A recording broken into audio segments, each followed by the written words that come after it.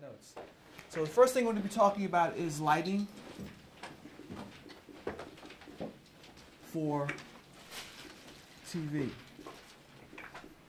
You know, why we light.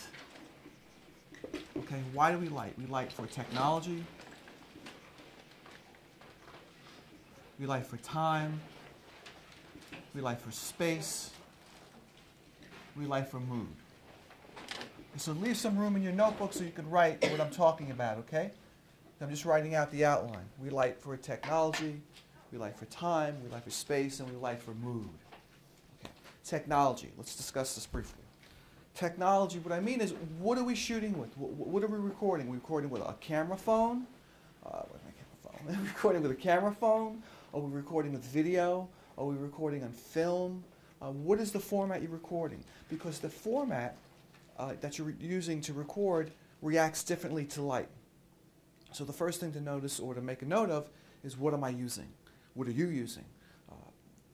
What type of format? Okay, because film, for example, which is not really used much anymore, but film is still being used.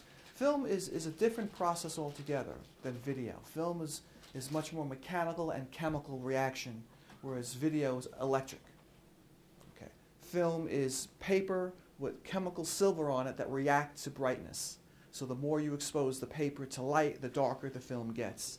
And that's how film works, basically. Then it goes through a series of chemical process where it gets developed, and then you have to stop the chemicals from developing, and then you have to wash the film, etc. But video is completely different, where it's using electricity to recreate lines of resolution on a TV screen. And the lines of resolution on a TV screen have dots on them. Those are pixels. I'll talk more about that next week. And the pixel is at the smallest element on a TV screen, and each pixel could be a certain color or a shade of a color to create the whole image. So, you know, we're using video in this class. That's what I'm talking about. We're lighting for video. That's the technology. Not camera phone video, but professional video. Camera phone video is a lower resolution, less lines of information on in the frame.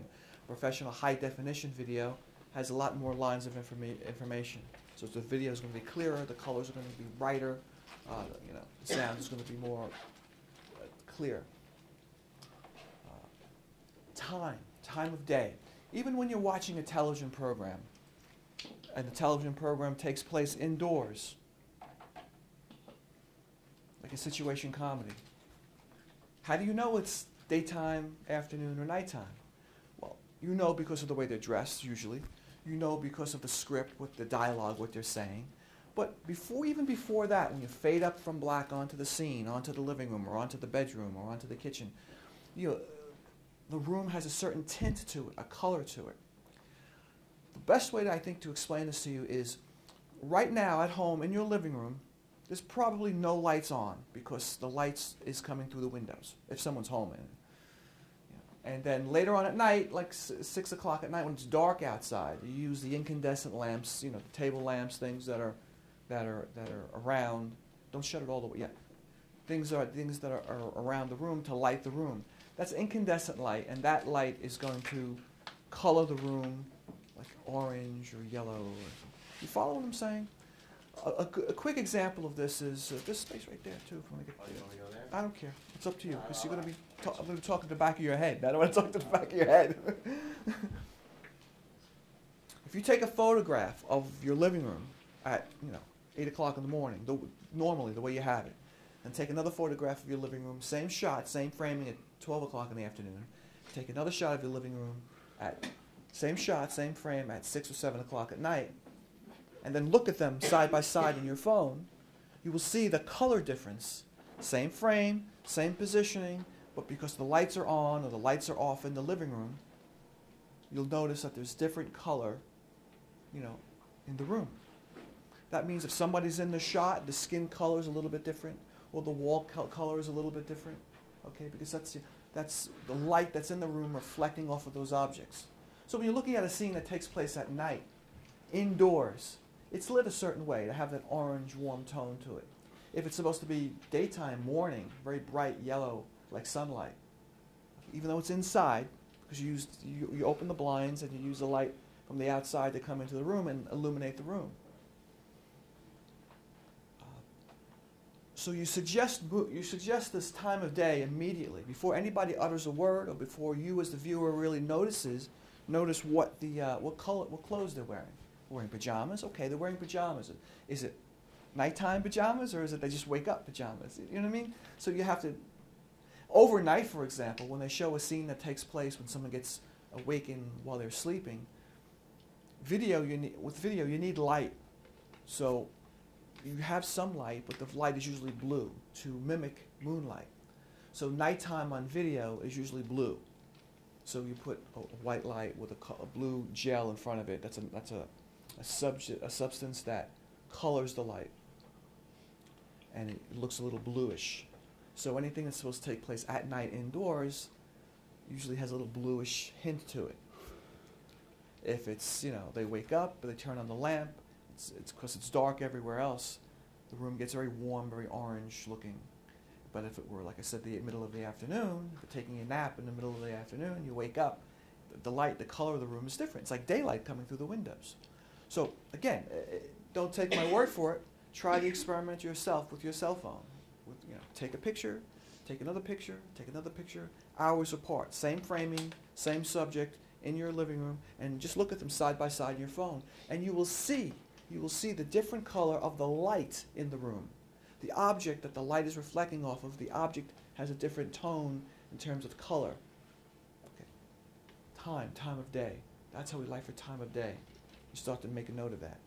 The next one is space. The biggest problem with video is convincing the home audience that three-dimensional life exists within a two-dimensional screen. A two-dimensional screen, width and height. But there's three-dimensional life existing within it, or being projected from within it. That's called depth, creating depth. We light to create depth. Every time on video you have a subject, you have to light the subject. If the subject is standing in an environment, they have a wall behind them, you have to light the wall behind them. If there's a coffee table in front of them, you have to light the coffee table in front of them. This all helps the viewer, really helps the camera, distinguish space between where I'm standing, where the back wall is, and where the table is in front of me. With your eye, which is extremely high definition, and your brain, a combination of the two, you're able to distinguish these things because you judge shadows from the time you were born. So you understand, looking at me, you can tell that the wall is maybe, 3 feet behind me. But with a video camera, we have to light the wall behind me. You have to light me, and you have to light what's in front of me in order to show the camera how much space is in between. It's a little tricky, but once you start to see it happen in front of you, you realize what's going to look good on camera and what's going to look flat on camera. Without the three lights, the key light, the fill light, and the backlight, which I'm going to talk about in a little bit, without the three lights, the subject looks very flat, no depth. And so we're always trying to light, for space, to create space. The last one is mood. Lighting for emotion, to create a feeling. Again, before anybody says a word, before in the scene, before you see the way that people are dressed or whatever, you fade up on the scene, and the lighting suggests a mood, an emotion. Is this going to be a scary feeling? Is this going to be a romantic feeling? Is this going to be a happy, just comedic feeling? What kind of feeling is being projected by the lighting? I'll give you an example which is really overemphasizing the point, but the old-fashioned Frankenstein movies, when the monster comes out, the monster is lit from the bottom. Why is the monster lit from the bottom? Because it makes the eyebrows stick out, and it makes the nose stick out, and it makes the chin stick out, it makes the eyes look like they're deep in the sockets. And that's unnatural looking. So the monster, of course, is unnatural looking. When you're a kid, you grab a flashlight, you put it under your chin in the dark, and what happens? Your nose looks big, you look scary, right? You've done this before, I'm quite sure you have. Because you're lighting from the bottom and over-accentuating the facial features. That's an exaggerated example of lighting for mood. But if you're watching a comedy, for example, there should be nothing in the shadows in the comedy because you're not trying to put the audience on edge. When you're watching a comedy, everything is brightly lit. There's no speculation about what's lurking in the corner because we can see what's in the corner because the corner is lit well. If you're lighting a drama or if you're lighting maybe a suspense scene, you want to create angst. Parts of the frame might be out of brightness. Let me give you a quick example. So if you have a frame that looks like this, for example, let's say we have a window over here. So let's put a window. Okay. We have somebody standing here. Okay, maybe they're doing something over here. Maybe it's a sink or a stove or whatever. And then over here you have part of a table, a chair, maybe a dish or whatever. And the rest of the frame is kind of dark. Okay? Maybe you got sort of like an outline of a door maybe, but it's kind of dark. So this person, forgive my quick drawing, but this person is over here doing something, being occupied. It's nighttime. You could see the window over here, and there's no light coming through the window. It looks like they're preparing a meal. There's a chair, there's a table, there's a dish on the table, But, and then there's a door behind the table, but it's kind of dark. You really can't tell. So you're watching this person do their job at the sink or at the stove or at the cupboard, whatever they're doing. And then your eye keeps going back to the darkening part of the question. What's going to happen there? Is someone going to come in? Is the person that comes in, are they going to be a threat to the main character? What is it? And just like you walk down the path at night that's not well lit. How do you walk down the path at night that's not well lit? You kind of look around, make sure nothing jumps out at you. Make sure a person doesn't present a threat to you.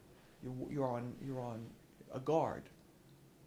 In the middle of the afternoon, when the sun is shining and you can clearly see the path, you're much more at ease. Like the frame, if the frame is lit really well, you notice, okay, there's a door back here.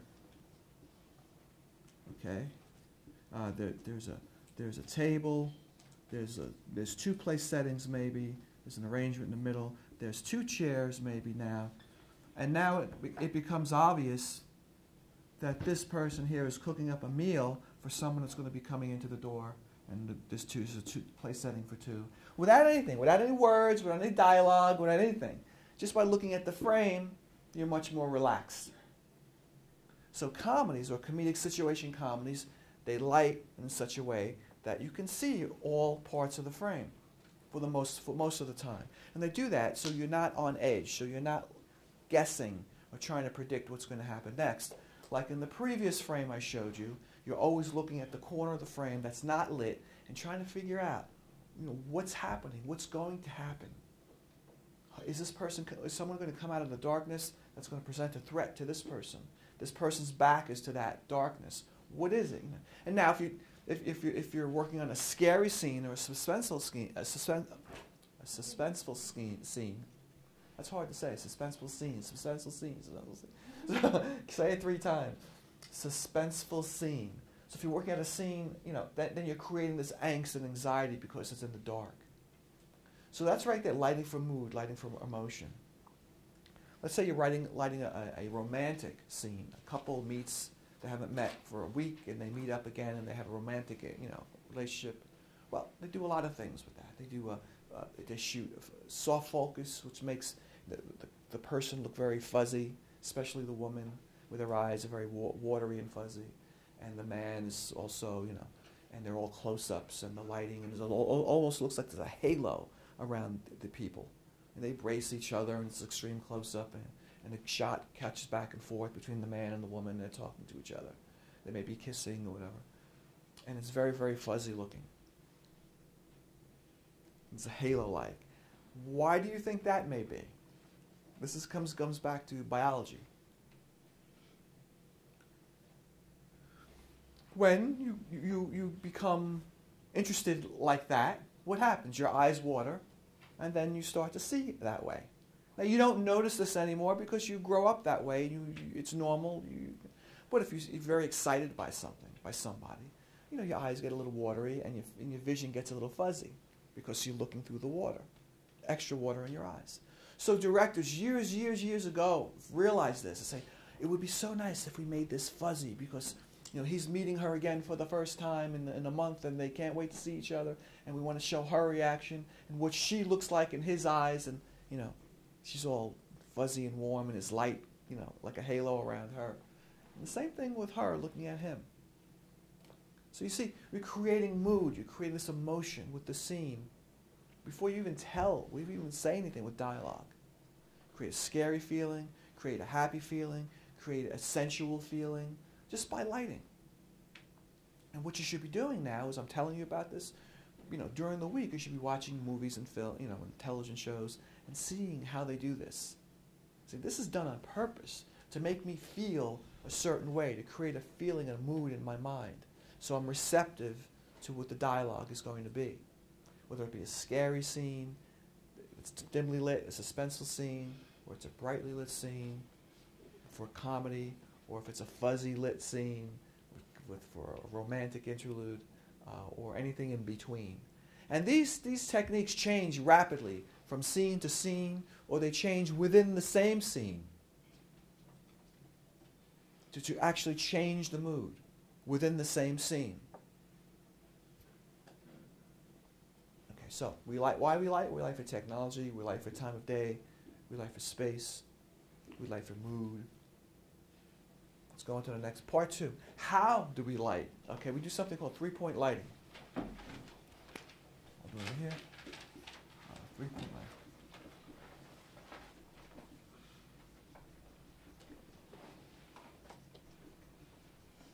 lighting.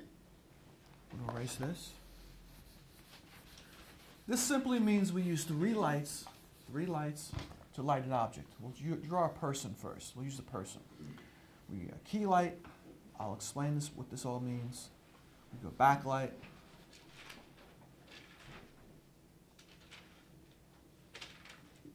And then we have a fill light.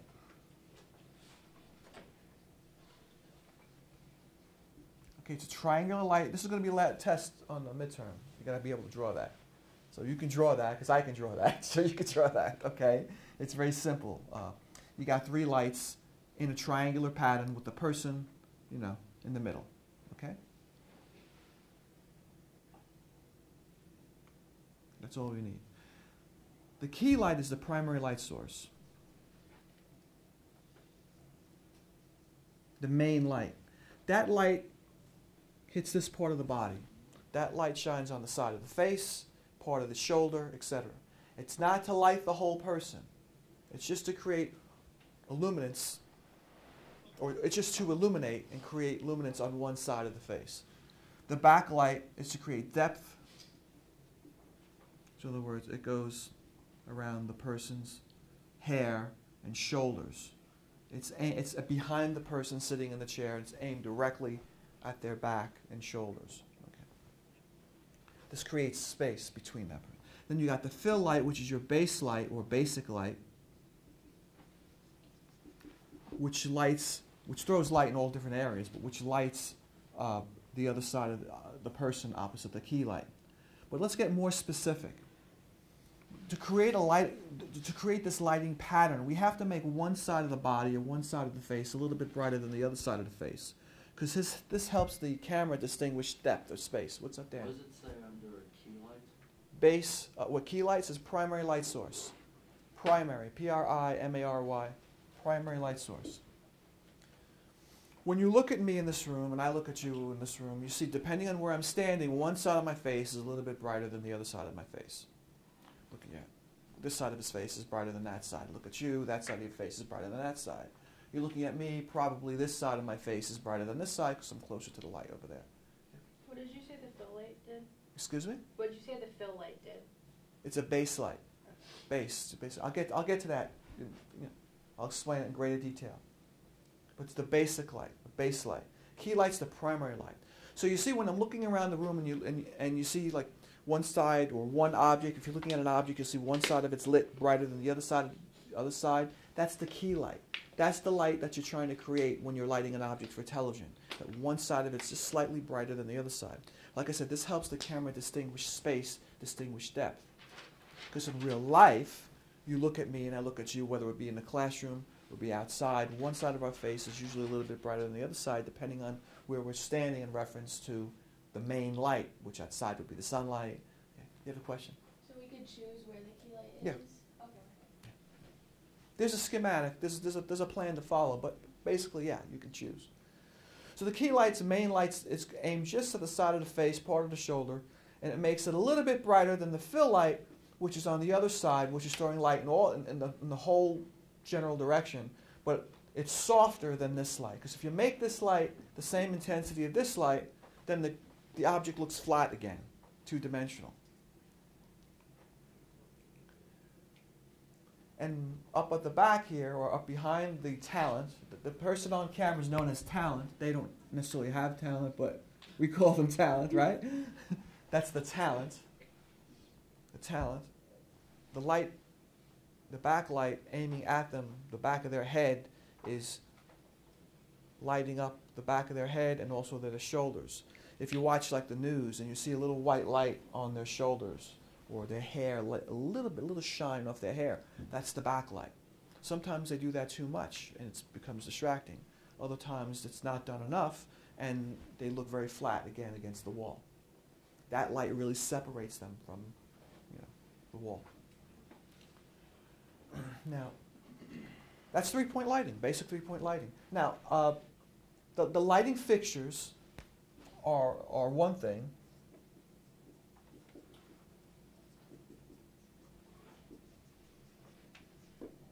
And the lighting positions are another. So we got positions, we have a key, we have a back, and we have a fill. Those are the lighting positions. But the fixtures, though, I pointed these out last week to you. I said the Fresnels, mini broad lights. Fresnel. We have upstairs. We have a scoop. And then we have mini broad.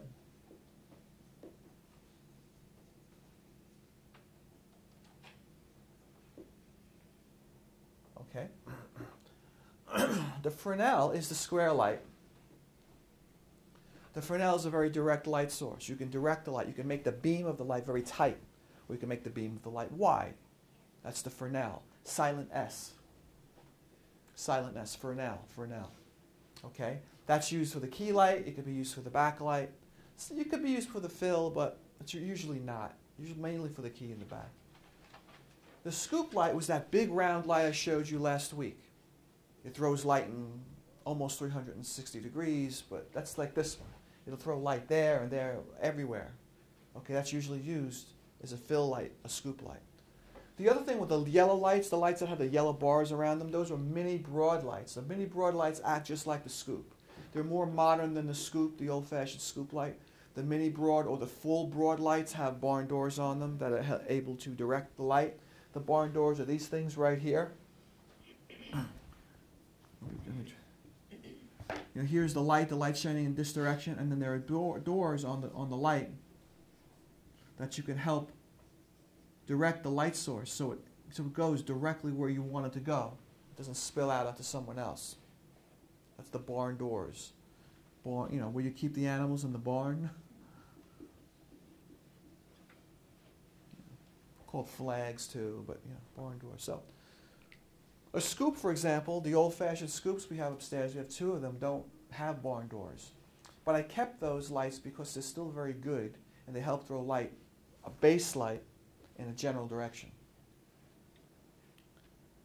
But the mini broads have barn doors on them, and the full broad lights have barn doors on them, and the Fresnels have barn doors on them, and the Fresnels also have a focus control that allow you to focus the beam of the light. So you have lighting positions, key, fill, and back, and then you have the actual fixture, the lighting fixture. For example, the fixtures in this room here, the fixture is called a fluorescent fixture, right? On your table at home, you have an incandescent fixture, okay?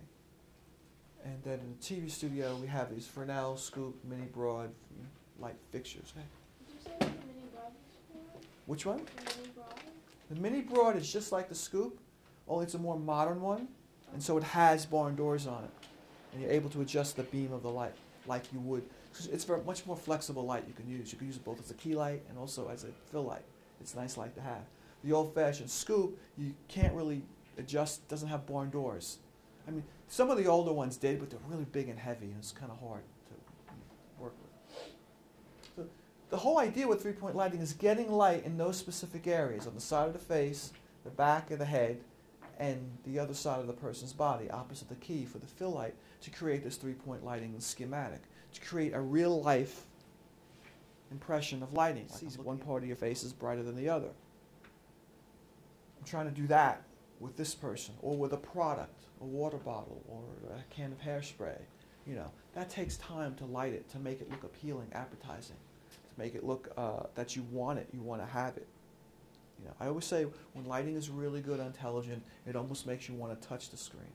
It's that good. It's like you want to touch the person's face or touch the product because the lighting is so good. The color is vibrant, and that's done with lighting. If it's not, then it looks very flat and plain. Go ahead, you had a question. I feel like this may be a stupid question, but do they use the same type of lighting stuff in like animation, like you know, like the kind of realistic kind of animation? Absolutely, absolutely. Primary light source, key light, secondary light or base light, which is your fill light, and backlight for depth. It's done, you know, for art. It's done when you take photos with your phone. If you keep this in mind, you use the natural light in the room or in an environment to create a key, a fill, and a backlight. You know, for example, you don't take a picture of somebody with the light source in the frame, because what's going to happen? The picture is going to end up being very dark. Why? Because the camera is going to close to let less light in, because there's too much light in the environment. And the person you're trying to take a picture of is going to look really, really dark. You're not going to see them well. So the lighting source can't be in the frame. It's got to be outside the frame, maybe behind the camera, to the left or to the right. That would be your key light. You got to remember, light bounces off of a lot of things in the room. If you have bright colors, it's going to bounce strongly. If you have dark colors, it's not going to bounce as strongly. But so when you're taking pictures or when you're using a video camera or something, you look at the environment in the room. You look at white walls, dark walls, and you could use the environment to help create this three-point lighting. Primary light source, secondary light is base, and backlight is fill. Backlight is depth. So if you wanted to create like... I didn't hear you cover your mouth. If you wanted to create the time of day, would you change the colors of these lights or like add different color lights to them? No, you could lower the intensity of the light. See, the lights are like on dimmers. They're not like, they are on dimmers. So some of you might have dimmers in your house where you can raise a dimmer on the wall and the light gets really bright, or you lower the dimmer, the light gets soft. Well, all the lights in the TV studio are controlled by dimmers, so you can control the intensity of each light. So you can make the key light, you know, really, really bright or soft or minimal. You do the same thing with the fill light and the backlight. And so by doing that, you change the color of the room, the ambient color. Like I said to you before, the color in your living room right now is going to be different than the color of your living room at 4 o'clock in the afternoon. Different than 7 o'clock at night, because the light changes outside, and then you tend to use lights in the living room to illuminate the room. So that's the move. You see, these things, we've grown up in this environment, we've evolved in this environment, so we really take it for granted.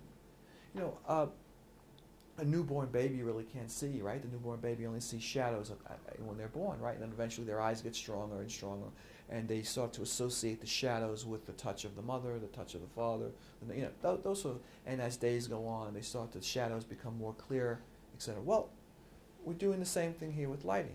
It's the same principle. We're creating strong shadows and weak shadows, and those things mean space. Ever dangle a set of keys in front of a baby? Right? They like the keys, right? You go, oh, look, there's my keys.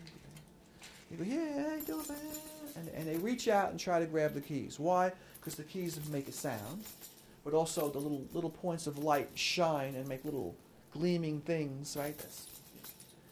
Okay? So they reach out and try to grab the keys. And what does a newborn baby do? They miss.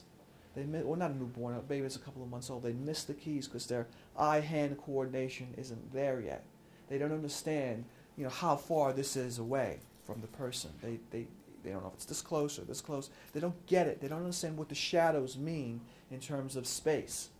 But as they evolve, as they grow up, you know, 7 months, 8 months, they get better and better at it. You dangle the keys, they grab the keys right out of your hand, because they could see space and depth, because they understand what darkness and the variations of darkness mean in terms of space. Now, so we've grown up like, you know, we take this for granted. I could tell the table's like 3 feet away from me, the wall's 2 feet behind me. You're sitting maybe 10, 12 feet from me. You're back there, maybe 20 feet away from me.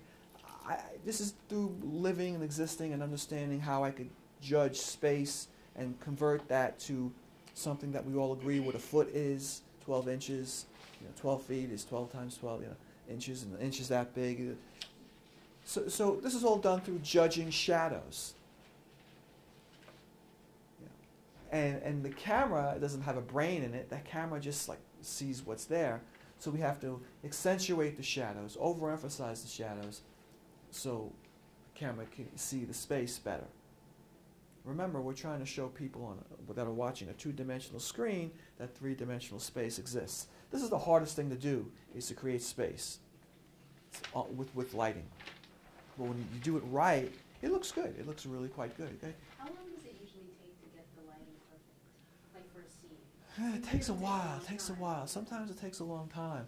In my Friday class this semester, we're doing advanced television production. And what happens is, we got the scene, we set up the set, we put the furniture and the props and everything. That only takes about maybe 20 minutes or so, or maybe a half hour. And then the lighting comes. And the lighting can take anything from 20 minutes to an hour or 2 hours. And I could sit there, and depending on where we're going in this room with the camera, that wall's got to be lit a certain way. That couch has got to be lit a certain way. There's an interaction over here by the sink. That's got to be lit a certain way. And then it's, key light, fill light, backlight, key light, fill light, backlight, key light, fill light, back, all in different areas. And then you have to use a base light throughout the whole scene. And then after that, you shoot close-ups. And the close-ups are shot out of sequence, so then you have to light the close-ups. So lighting takes some time. When it's done right, it's beautiful. It's really beautiful. It's the difference between making somebody look real or making them look fat or making them look skinny. They say the camera adds 10 pounds. It's really not the camera. It's lighting. It's bad lighting. The little shadow that may exist right here, because of the light. It could be really big. If it's a big shadow, it makes you look like you have a lot of flesh under your chin. Makes you look like you're heavier than you actually are. It's bad lighting. But if you light it, if you put too much light on that little area, what happens is it looks bright, just as bright as the other side of the face, and then you have a very flat image. And that's not good. You lost your depth. So the whole sequence, or the trick to three-point lighting, is trying to create this realistic environment. When you look at somebody across the way from you, you notice one side of the face a little bit brighter than the other side of the face. And that's what you're trying to do on television with the three-point lighting. You create one side of the face a little bit brighter than the other side of the face. If it's too bright, too dark, it says things emotionally to the home audience. Technically, it causes problems with space, time of day. It does all these things. Any other questions? Any other questions? Hey. Those are good questions. You have really good questions. Okay, so number one, why we light. Number two, three-point lighting. Now, we do something else to even help out this space issue with three-point lighting. We call it four-point lighting. And it's really quite simple. We just add backstage lighting. And I'll just put a couple of lights over here. Put a light that way, and put another light that way. And it's called back stage or background light. Now, this could be a base light. Like a fill light, a fill fixture. This could be a Fresnel fixture. This could be a mini broad fixture. It doesn't matter the type of pattern you're trying to create on the background. Okay, but what it does, you light the back wall, it helps the backlight three-point lighting distinguish space between the person and the back wall. It creates this space. The other thing is I drew a half circle, and that's a cyclorama. A cyclorama or a cyclorama curtain, because our room, right, is a square. But it's very difficult to light the corners of the room. If you look at the corner of the room, you see it's very dark up in that corner. You look over there, you look back there. The color of the white wall is white over there, and then as the light gets softer, it's bright here. Then as the light gets softer, it gets darker and darker and darker until you get into the corner. Well, that light is really illuminating this part of the wall. Right, that light over there. But that light really isn't hitting that part up there. It's really very hard to do that. You'd have to have that light in the corner of the room to illuminate the corner. And so it's very difficult to illuminate a square. So what we do is we use a curtain. We wrap around the room to eliminate the corners. That's called a cyclorama curtain. Okay? And it makes this set look kind of endless in a way, like it's seamless. Without the curtain, you see the corners, and it looks like a cube. It looks like it's got seams. And again, you watch this on television, in the talk shows and things, they avoid shooting corners because it's very difficult to light. And when they have something set up, a set, for example, a television production set, they kind of eliminate the corners by using a cyclorama curtain. It makes it... and, you know, the backstage lighting or the background lighting, called this 4-point lighting,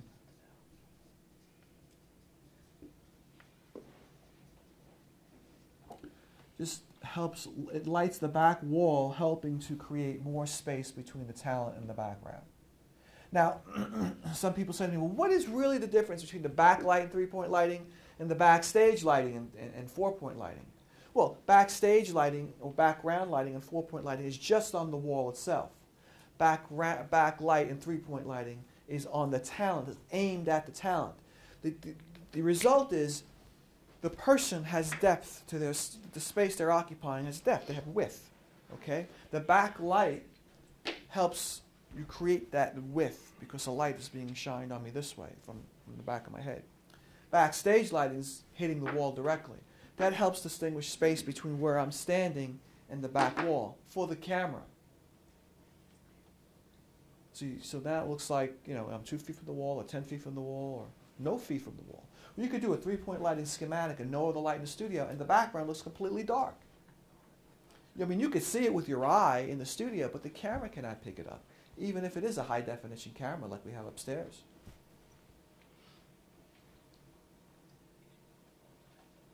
I'm going to demonstrate this all for you when we go into the studio in a little while. You can see how you can see in a darkened room, but the camera cannot see, cannot reproduce an image. Then you start to get the difference that you're lighting not for necessarily for your eye, but you're lighting for the technology. Getting back to that again. Once you learn how to do this, I mean, it's not hard. You know, the easiest thing to do is just watch television and ask yourself actively questions. Where's the key light coming from? Where's the fill light coming from? Where's the backlight? How do I find these things? Well, when you have an anchor person reading the news, reading a teleprompter, it's a real easy way to see 3-point lighting. You could see the backlight because of the light on their shoulder and the top of their hair. You could see the key light because one side of their face is brighter than the other side. That's the key light. And so the opposite side is the fill light. Ta-da, it's done. And sometimes you can't see it. Sometimes you're struggling and say, it looks very, you know, this image looks very flat. Da-da. It does because the lights are probably equal and they're not lit. It's not lit right. That's the lighting director's fault, you know, for doing that. And I've seen this many, many times. You will notice many, many mistakes on television.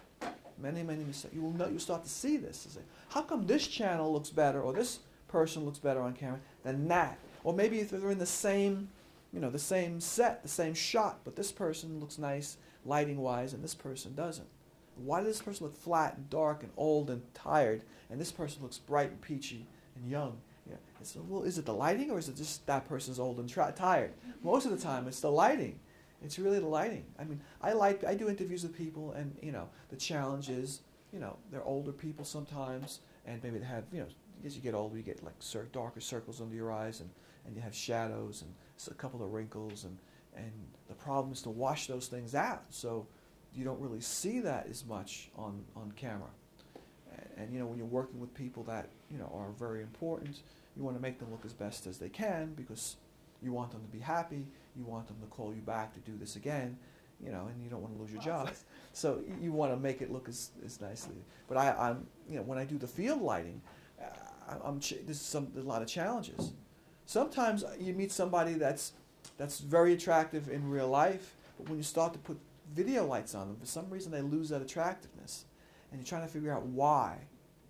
And maybe it's one light is too bright and the other not as bright, or it needs to be brighter than the other light. You got to say, why is this person is a good-looking person in real life? And when I mean good-looking, I'm not just talking about women, I'm talking about men, I'm talking about just pleasant-looking, really attractive. You could tell when you look at this. You could see if attractive man or attractive woman, regardless if you're a man and a woman.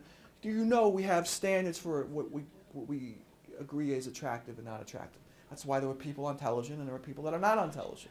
In the Hollywood Golden Age class, we learned that there were like some actors and actresses in the 30s and 40s who had terms in their Absolutely. in their contract that they would only work with like certain Lighting directors. Yeah. Augustin McCarthy? Yes. Yeah. Yeah, some people that are known for some specific body or look, you know, they would have it listed in their contract that they would only work with certain lighting directors or certain lights or certain, because it would bring out, you know, those features that they're known for. It could be blue eyes, it could be blonde hair, it could be high cheekbones, it could be a distinguished jawline, it could be whatever. And it doesn't matter if you're a man or a woman or in between. It really doesn't even matter. What matters is, you know, they want to look, you know, the best they possibly can. And so, yeah, it is in some people's contracts. They refuse to work with other people or other directors or lighting directors unless they work with the right one, or that person is under advice by the right lighting director. You know. Yeah, absolutely right. And that was done through the 70s too, and the 80s. I don't know if it's done so much today, because today, when you acquire high-priced talent, you realize you have to make them look as best as possible to sell the film, you know, to sell the idea of the film, because it means more revenue for the film, more return. So you're not going to make anybody look bad, you know. You could be talking about a beautiful model, or you're a blood and guts, you know, kind of like a rough actor type, you know, like a Stallone character. They're lit properly to look a certain way that appeals to a home audience. Good comments. Anybody else? Okay. Good. Is the backlight usually like above the set? Yeah, it's above. It would be right there. It would be up there, aiming the back of my head and on right here, back of my shoulders, the back of my head. I lost my to-do list for later on. So yeah, no. I'll show this to you when we go upstairs. The next thing is, you learn how to do this by eye. That's, I think, the best way to learn how to do it at first. You understand what's too bright and what's too dark. And then we have electronic devices, measurement devices, that also double check. Something called a waveform monitor. We'll do this part 3, and then we'll finish on this one. Waveform.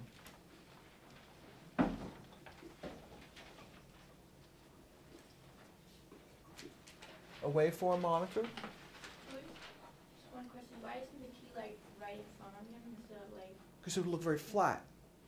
When you're looking at me, notice one side of my face is brighter than the other. Can you tell? Which side is it? Okay, so that's where the key light's got to come from, that side. If the key light was coming directly in front of me, then my whole face would look this color. Okay. Then I would look very flat.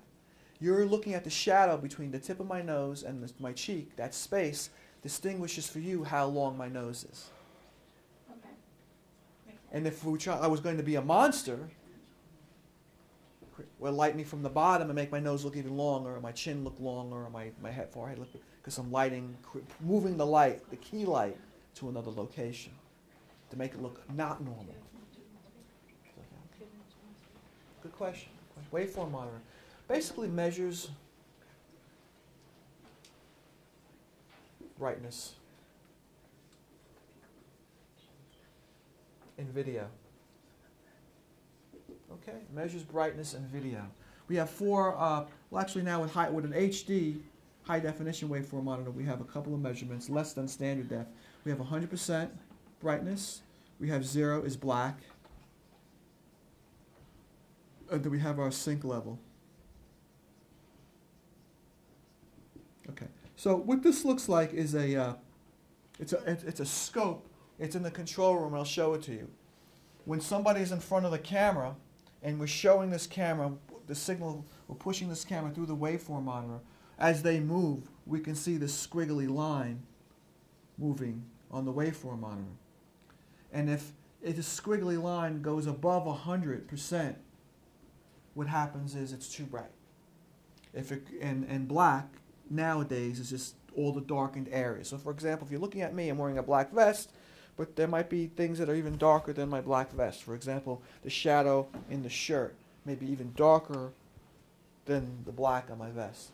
So that may go down to 0.2, and the vest may be at 0.4 in terms of darkness. But black today in a high definition scope is no brightness at all. And the brightness up here, you don't want anything to pass 100% because it means it's reflecting too much light. And when you're looking at more than one camera at the same time, a camera 1, a camera 2, a camera 3, you want all 3 cameras to read light the same way. So if camera 1 is reading light a little bit brighter than camera 3, well then when you look at that person in camera 1, all their colors will be off because they're bright. It's brighter. What does it say under black? The black is complete darkness now. What does it say under that? Below the sync level, synchronization. Sync level. In other words, all video equipment has a synchronization level. It goes to a synchronization generator. There's alternating current coming out of the wall, electricity. It goes to powers the device. So electrons are going back and forth. Electricity is going back and forth on the wire at different intervals. But when you're working with more than one piece of equipment, they're putting out the signal at different points in time. It's hundreds and hundreds of milliseconds. You can't see it in reality. But when we tie all these pieces of equipment, all these cameras and video playback through a video switcher and show the home audience, they all come into the video switcher. They're supposed to come in at the same time and leave the switcher at the same time. But if they don't go through a synchronization generator, they will not leave at the same time, and the video would move. The video would float. I cut from camera 1 on her, and I cut to her on camera 2. It'll cut to the shot, but then the shot will float a little before it stabilizes. It may be off to the side, or it may be a little bit higher or lower, because the electricity is not being synced up properly. That's making the video equipment work. It's a standard reading. In other words, it's a standard reading now. All equipment goes down and reads across a level down here. But the one you're mainly concerned with a high definition scope is the brightness level. If you're shooting a scene and you see it going up above 100%, something is wrong. Either the camera set, the iris is open too much, maybe the key light's too bright, or maybe there's white paper or something on the table, or that's reflecting too much light back to the camera. Maybe someone like a white shirt would reflect too much light back to the camera. No one's wearing a white shirt. This is great. Oh, you got a white t-shirt. But everyone else is wearing dark, TV-friendly colors, I call them. When you go in front of the camera, you put lights on you. You don't have white on. It reflects nicely back to the camera. When you have white on, like a white t-shirt, it reflects a lot of light back to the camera, and it causes the camera to close. It closes the iris on the camera, forces it to close down, letting less light through. I'm going to talk about this not this week, not next week, but the week after, how that works.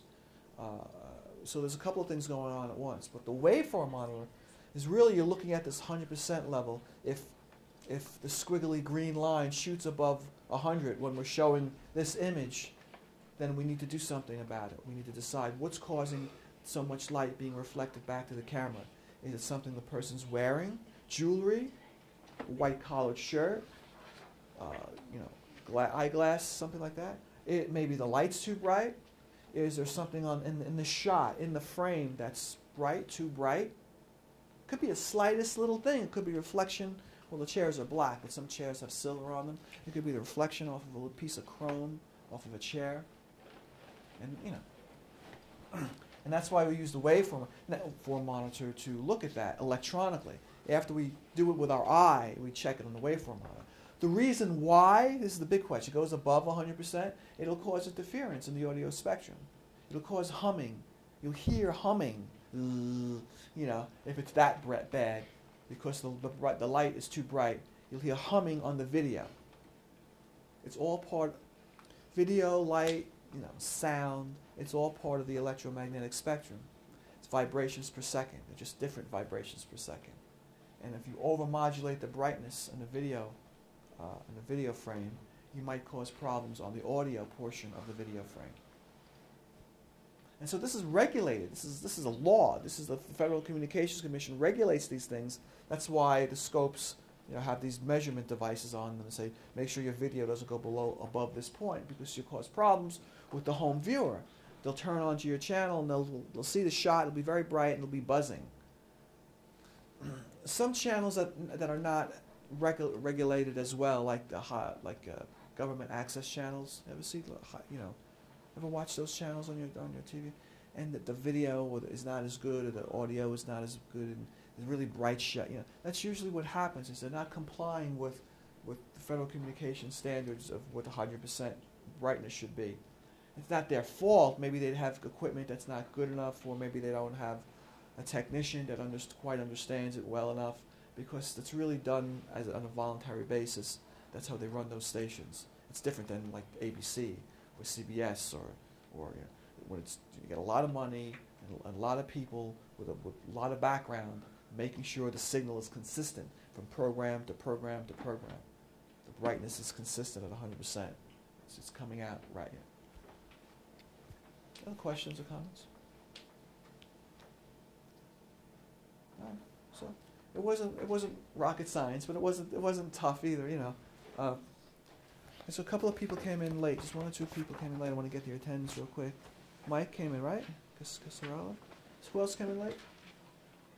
Wilson. Rawson? Ramsey? Yeah. That's what I thought. And Judith never came, and Akela? Okay. All right, so why don't you take a break for 10 minutes. I'll meet you in the studio. Today we're going to teach you cameras. I want to demonstrate the waveform monitor, and I want to show you three-point lighting and how the camera sees the light and how you see the light. Okay, so take a break for 10 minutes. I'll see you up at 205, room 205.